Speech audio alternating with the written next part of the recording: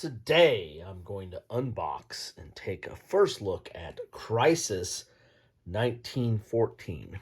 This is a game by Maurice Suckling and is published by Worthington Publishing, which was kind enough to send this to me. I was talking to Grant, or communicating with Grant, and was asking about some of the games and trying to confirm release and publication dates for the 2024 Charles S. Roberts Awards, and Grant was kind enough to send me this to take a look at.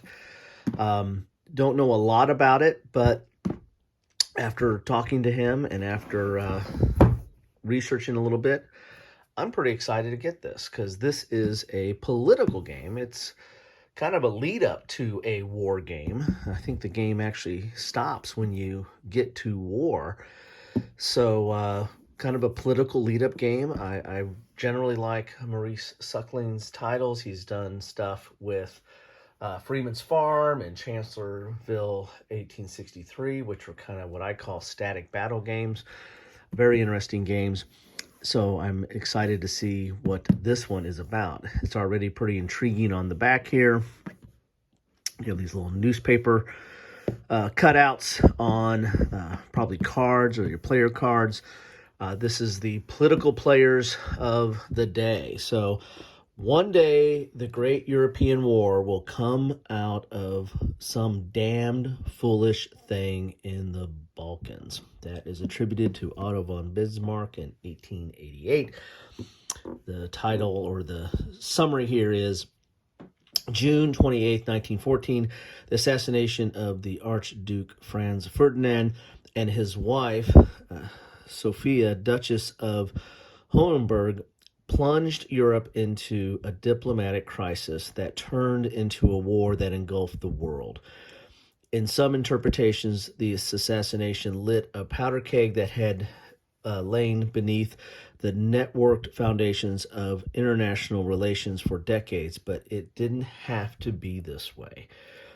The central contention of this game is that for all the festering tension, war was avoidable.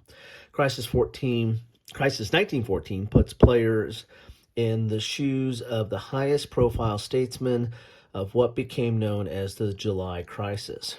Prestige comes from applying diplomatic pressure. Gauge this just right and you will weather the crisis with the skill and be declared the winner. Apply too little diplomatic pressure and you will lose. Applying too much diplomatic pressure and you will not only lose, but you will be the one to blame for unleashing the Great War. You see, game complexity is a little bit on the higher end. You know, Worthington generally fits into the middle to low complexity. They have a lot of kind of what I call introductory type war games, so those are a little bit higher for them. Solitaire suitability is high, so this is 1 to 5 players. Another reasons why I'm pretty excited about this. Worthington, not only do they have generally mid to lower complexity games, they also have quite a few solitaire games, or at least or games that, if not are solo dedicated, have solo rules, you know, that or variants that you can play. And the final thing that, well, not necessarily the final, but another aspect of Worthington games that I generally find and appreciate is their quality. They usually have relatively high quality games, both, you know, the counters or the cards or the mounted maps and what have you. So this is Crisis 14. We have a rule book here. Most of the time you get 2, but this time we only have 1. So, but it looks like we got a huge designer notes here. Wow. I'm going to pull this out first. So this is explaining some of the cards. You see this in a lot of card-driven games where they're going to give you the background behind the cards. So this is not only some designer notes, but a lot of explanation about the cards. And you got some history here as well. All good stuff in my book. The rules are charting out at 16 pages. And it looks like that goes the full 16 pages here. We've got an explanation of the cards. Let's look at that, see how those break down a little bit there. You got the diplomatic pressure value, the card type, which is based on its color, I guess.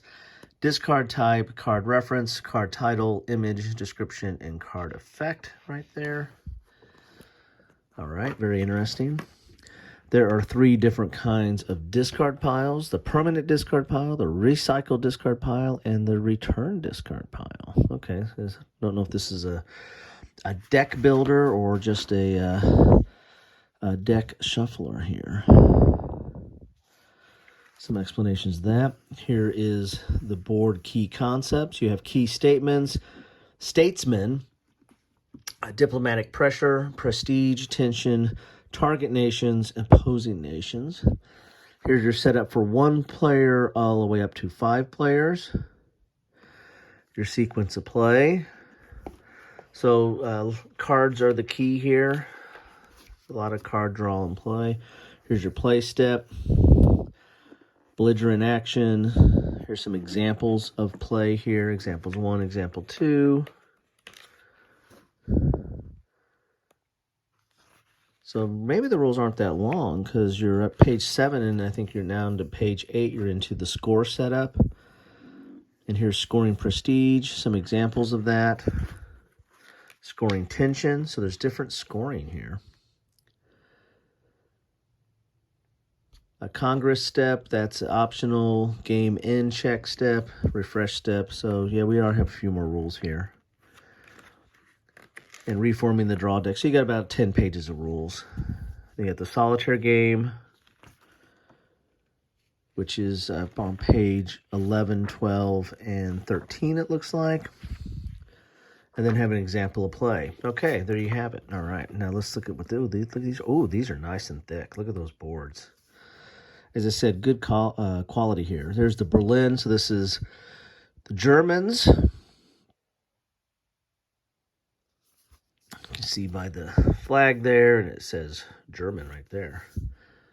All right, cool. Very nice board there. Here's Great Britain. And it's interesting, you've got some different things here, different boxes to keep track of stuff, and there's some numbers in some of them, so that's interesting. Here is France. Oh, that's cool. So you got the Eiffel Tower on the back of France.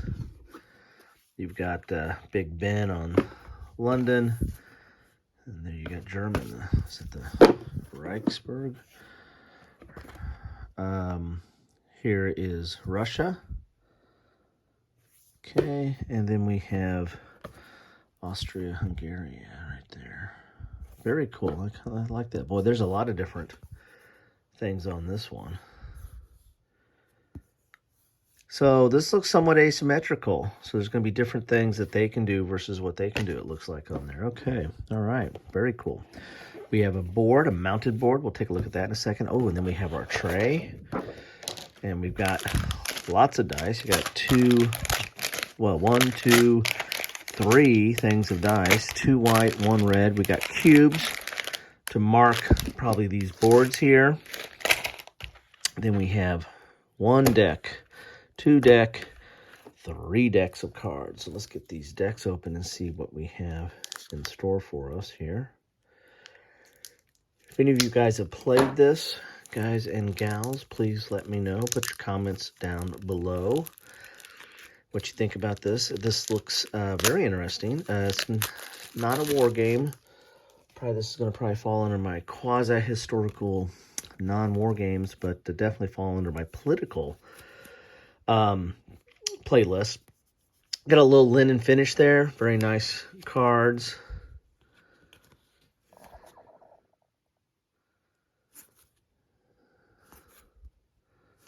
Wow, a lot of stuff going on here. A lot of stuff on the cards. I guess that's why the complexity is a little bit higher, because there's just a lot of stuff.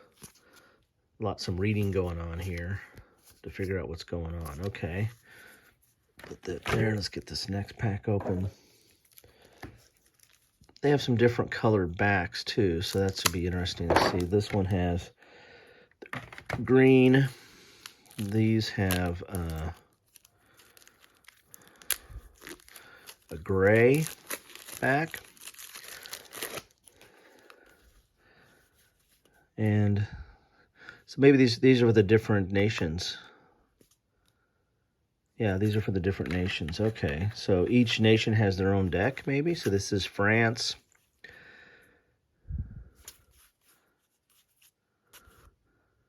Huh. Maybe is that Austria-Hungary? Austria-Hungary. Hungary, what the heck am I talking about? That's Russia. Okay. And then what do we have left here? We have the United Kingdom here. Okay. What am I talking about? All right. So there you have it. So each nation has their own cards. Very cool. All right. So let's pull this out and put these. So they fit back in correctly. Let's look at the map, shall we? Nice mounted, I should say board. It's not a map. Ooh, lays very flat on the first try. So we've got London, Berlin, St. Petersburg, Vienna, Paris. Then we'll be using cubes to mark some of this stuff. Here's the initiative track. So this is, I guess, current round, momentum effect. Wow, that's interesting here. Here's your scoring prestige. Here's your sequence of play. Here's your calendar. And here's a score track here as well. So interesting. This is definitely something I want to dive into. And the fact that it plays solitaire means I don't have to wait to find a player. I can get right into it. So there you have it. That is what you get in a box of Crisis 1914. Very nice components. Very interesting looking game there. Let's go with Germany on top. They're the ones that got aggressive. Anyway, there you have it. Crisis 1914. Very interesting looking game. I really want to get this to the table, and heard really good things about this. This is definitely might be a contender for best, political economic game of 2024 when it was released. Anyway, thank you all for stopping by, and take care.